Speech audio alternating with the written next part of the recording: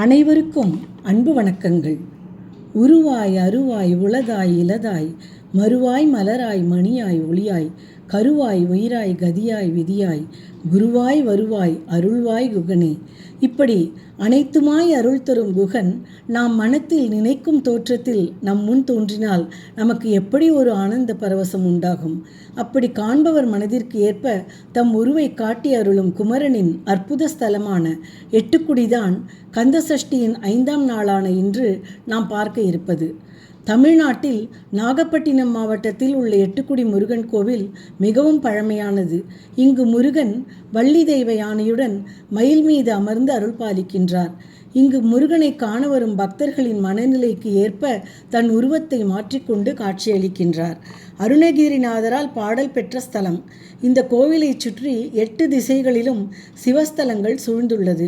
மேலும் அஷ்டலட்சுமிகளும் வணங்கிய சிறப்பு இத்தலத்திற்கு உண்டு.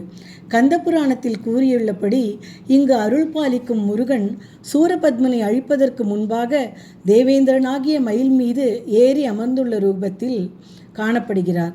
அம்பராத்தூணிலிருந்து அம்பை எடுக்கும் நிலையில் உள்ள வீர சௌந்தரியமுடையவராக வீற்றிருக்கும் வேலாயுத கடவுள்தான் இங்கு மூலவர். சூரபத்மவதத்திற்கு முருகப்பெருமான் இங்கிருந்து 9 வீரர்களுடன் புறப்பட்டதாக கூறப்படுகிறது. முன்னொரு காலத்தில் இப்பகுதி சோழ மன்னரால் ஆட்சி செய்யப்பட்டு வந்தது. நாகப்பட்டினம் அருகில் உள்ள பொருள் வைத்த சேரி, அதாவது இப்பொழுது சிக்கல் என்கிற ஊரில் இறைத்தன்மை கொண்ட சிற்பி ஒருவன் வாழ்ந்து வந்தான்.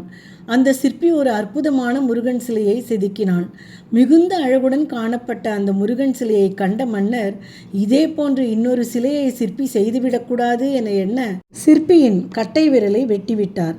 இந்த சிலைதான் தற்போது சிக்கல் கோவிலில் உள்ளது. இதனால் வேதனை அடைந்த சிற்பி பக்கத்து ஊருக்கு வந்து தனது விடாமுயற்சியால் மற்றொரு அற்புதமான முருகன் சிலையை வடித்தான். அந்த தெய்வீகமான சிலையிலிருந்து ஒளி வீசத் தொடங்கியது. அச்சிலையானது உயிர் துடிப்புடன் அமைந்து முருகனின் உடலில் அக்னி ஜுவாலையும் உண்டானது. அந்த சிற்பி முருகன் சிலையை செதுக்கிய கல்லிலேயே மயிலையும் செதுக்கி வடித்து கொண்டிருந்தார். சிற்பம் முழுவதுமாக முடிவதற்குள் அச்சிலைக்கு உயிர் வந்து சிலையில் முருகன் அமர்ந்திருக்கும் மயிலானது பறக்கத் தொடங்கியது. இதனை பார்த்து கொண்டிருந்த குறுநில மன்னனான முத்தரசன் காவலாளிகளை பார்த்து அந்த மயிலை எட்டி பிடி என உத்தரவிட்டான். அதன் பிறகு அந்த மயில் அங்கேயே சிலையாக நின்றுவிட்டது. காலப்போக்கில் இந்த ஊரின் பெயரும் எட்டிப்பிடி என்பது மருவி எட்டுக்குடியானது. பிரதானமாய் உள்ள கந்தன் வளைவு நுழைவு வாயில் மூலமாக முருகப்பெருமான் சந்நிதிக்கு சென்றால் முதலில் ஒரு சித்தி விநாயகர் சந்நிதி காணப்படுகிறது.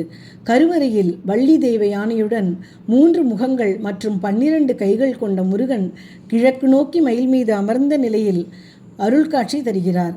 எல்லா தலங்களிலும் முருகனின் வலப்புறம் மயிலின் தலைப்பகுதி இருக்கும். இங்கு மட்டும் மயிலின் தலைப்பகுதி இடப்புறமாக உள்ளது. இங்கு முருகன் அமர்ந்துள்ள மயில் சிற்பத்துக்கு தரையின் மீதுள்ள ஆதாரம் அதன் 2 கால்கள் மட்டுமே. இங்கு முருகனின் முழு எடையும் மயிலின் கால்களால் தாங்கப்படும் வகையில் சிற்பம் செதுக்கப்பட்டுள்ளது. மேலும் இந்த கோவிலில் முருகனை குழந்தையாக நினைத்து பார்த்தால் குழந்தை வடிவிலும், இளைஞனாக நினைத்து பார்த்தால் இளைஞர் வடிவிலும், முதியவராக நினைத்து பார்த்தால் வயோதிக வடிவிலும் காட்சி தரும் விதமாக இருப்பது இந்த சிற்பத்தின் தனி சிறப்புகளில் ஒன்று. முருகன் சந்நிதிக்கு வலது புறத்தில் சௌந்தரேஸ்வரர் சந்நிதியும் இடதுபுறத்தில் ஆனந்தவல்லியம்மன் சந்நிதியும் உள்ளன. சௌந்தரேஸ்வரர் சந்நிதிக்கு தென்புறம் தட்சிணாமூர்த்தி உள்ளார். ராமாயணம் பாடிய வால்மீகி முனிவர்தான் தென்னகத்தில் வான்மீகர் என அழைக்கப்படுகிறார். வான்மீகரை பற்றி சித்தர் போகர் பாடியுள்ளதால் வால்மீகியும் சித்தர் வரிசையில் இடம் பெறுகிறார். பிரகாரத்தில் வலம் வரும்போது முதலில் வன்னிமரத்தடியில் வான்மீகி சித்தருக்கு ஜீவசமாதி உள்ளது. பிரகார வடக்கில் முருகனுடன் சூரபத்மன் வதத்திற்கு துணையாக சென்ற நவ வீரர்களின் திருவுருவமும் பிரதிஷ்டை செய்யப்பட்டுள்ளது. முருகன் சூரசம்ஹாரம் செய்ய இங்கிருந்துதான் புறப்பட்டதாக ஐதீகம். அதனால் உக்கிரமாக இருந்த முருகனை பக்தர்கள் பாலபிஷேகம் செய்து குளிர்விக்கின்றனர். இங்கு சித்ரா பௌர்ணமி திருவிழா 10 நாட்கள் நடக்கும். பௌர்ணமி நாளுக்கு முந்தைய நாளே நடை திறக்கப்பட்டு பாலபிஷேகம் துவங்கும். பல ஆயிரக்கணக்கான பால் குடங்கள், பால் காவடிகள் இங்கு வந்தபடியே இருக்கும். பௌர்ணமிக்கு முதல் தேரோட்டம் நடத்தப்படும். ஐப்பசியில் கந்தசஷ்டி விழா 6 நாட்களும், வைகாசி விசாகம் 1 நாளும் விழாவாக நடத்தப்படும். தைப்பூச திருவிழாவின் போது முருகப்பெருமானை தரிசிக்க பல்லாயிரக்கணக்கான பக்தர்கள் வருகை தந்து தங்களது நேர்த்திக்கடன் செலுத்துவார்கள். குழந்தைகளின் பயந்த சுபாவம் நீங்கவும், எதிரிகளால் ஏற்படும் துன்பம் தீரவும், திருமணத் தடை விலகவும், குழந்தை பாக்கியம் உண்டாகவும், கல்வியில் சிறந்து விளங்கவும் முருகனை பிரார்த்திக்கின்றனர். நேர்த்திக்கடனாக முருகனுக்கு அபிஷேகம் செய்து வஸ்திரம் அணிவித்தும் வழிபடுவார்கள். காத்திடுவாய் காத்திடுவாய் ஸ்கந்தகுருநாதா, போற்றிடுவேன் போற்றிடுவேன் புவனகுருநாதா, போற்றி போற்றி ஸ்கந்தா போற்றி, போற்றி போற்றி முருகா போற்றி என்று கந்தனை நாளும் வழிபடுவோம். வெற்றிவேல் முருகனுக்கு அரகரோகரா.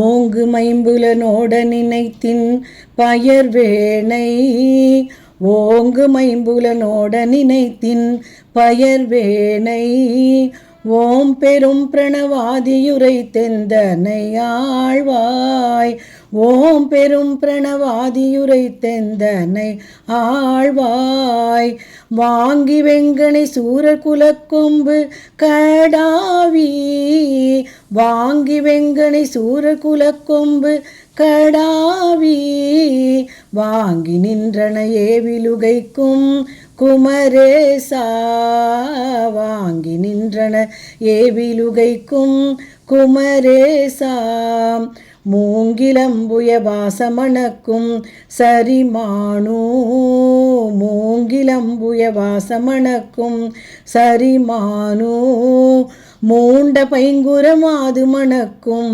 திருமார்பா, மூண்ட பைங்குரமாது மணக்கும் திருமார்பா, காங்கையங்கர் பாசில் மனத்து அன்பர்கள் வாழ்வே, காங்கையங்கர் பாசில் மனத்து அன்பர்கள் வாழ்வே, காஞ்சிரங்குடி ஆறுமுகத்தெம் பெருமாளே, காஞ்சிரங்குடி ஆறுமுகத்தெம் பெருமாளே, ஓம் பெரும் பிரணவாதி உரை தந்தனை ஆழ்வாய், ஓம் பெரும் பிரணவாதியுரை தெந்தனை ஆழ்வாய், காஞ்சிரங்குடி ஆறுமுகத்தெம் பெருமாளே, காங்கையங்கர் பாசில் மனத்து அன்பர்கள் வாழ்வே, காஞ்சிரங்குடி ஆறுமுகத்தெம் பெருமாளே, காஞ்சிரங்குடி ஆறுமுகத்தெம் பெருமாளே.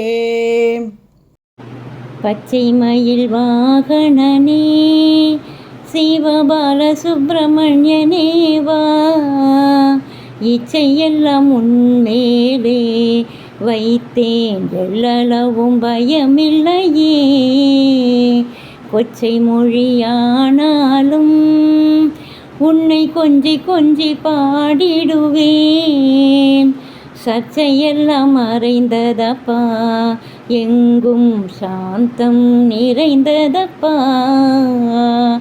நெஞ்சமதில் கோவில் அமைத்தேன் அங்கு நேர்மையெனும் தீபம் வைத்தேன், செஞ்சிலம்பு கொஞ்சம் வேடா முருகா சேவல் கோடி மயில் வீரா, வெள்ளம் அது பள்ளம் தனிலே பாயும் தன்மை போல் உள்ளம் தனிலே, நீ மெல்ல மெல்ல புகுந்து விட்டாய் எந்தன் கள்ளமெல்லாம் கரைந்ததப்பா, ஆறுபடை வீடுடையா எனக்கு ஆறுதலை தரும் தேவா, நீ எருமையில் ஏறி வருவாய் முருகா எங்கும் நிறைந்தவனே,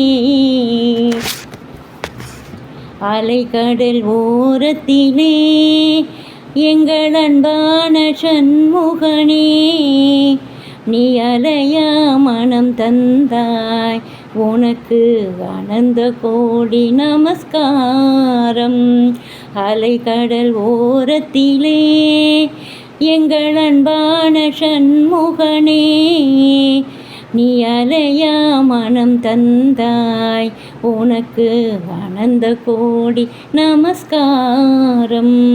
பச்சை மயில் வாகனனே, சிவபால சுப்பிரமணியனேவா, இச்சையெல்லாம் உன்மேலே வைத்தேன், எல்லளவும் பயமில்லையே.